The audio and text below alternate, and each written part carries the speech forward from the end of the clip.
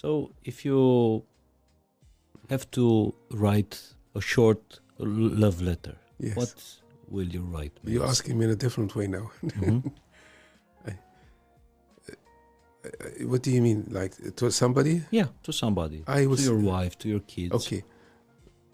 Whatever I write will convey my consciousness to the person. Mhm. So if I write a letter and I don't love this person, yes, they will know. And I can write only 3 lines and 2 words, and they will know. Yes, but people, to feel love, Yeah. they need also presence, but they need also words, validation. Yeah, of course. Of course. This is the dilemma we have, because we only have words. But I must tell you something. Language was invented to stop us feeling. The more you talk, the true love is in silence. It's between the words, not in the words. You've seen people talking, poems, writing, singing. But if you stop. This is a big challenge for me. I am learning this. If you can just be in silence with somebody, this is true love. Can you describe me a moment of love you've seen lately? Yes, a couple of times my partner doesn't know this. I looked at her from a distance and everything stopped, and I felt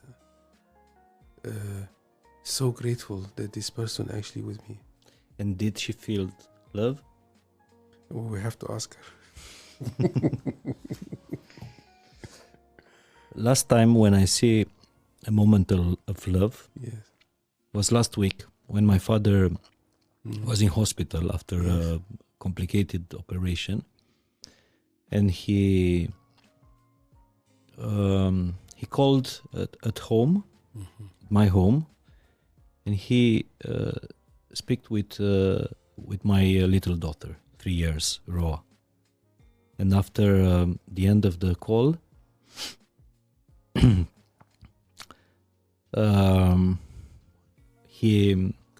he cried, yeah. And he told me this. No rational explanation for this. Well, it's the same. Just look at the mother looking at her child. Mm-hmm. Just look from a distance. You will know everything. This is love. Absolutely. The mother's love to a child, it's the biggest force in the universe. Undescribable.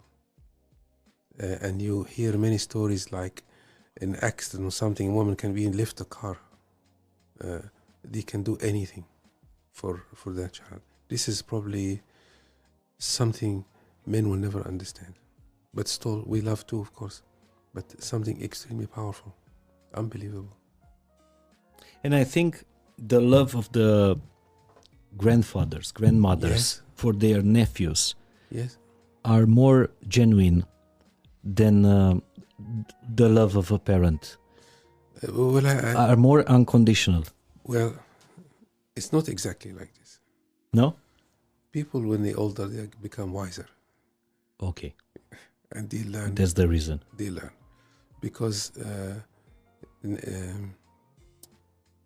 the process of parenting is an education for you. Mm-hmm. And then once you get older, you know everything you've done right or wrong. And now they have learned. And they truly know that in life is more important people than their ambition. And at grandparents, there is unconditional love. Yes.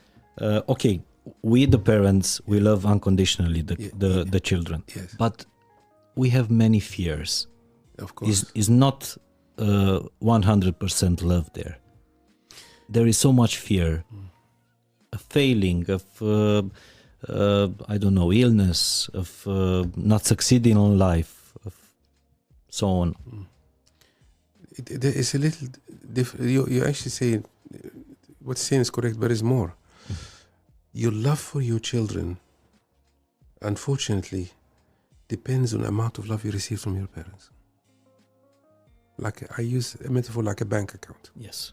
As much as you have is as much you can spend. You see, you cannot give anything to anybody that you don't have. But you can learn. Can you learn this? Of course, I believe you can learn anything. Yes, but not in books, and not in lectures. No, experience, in experience. Because I know so many parents, so many persons that were not loved Yes. by their parents, and now they are great parents to their kids. Yes.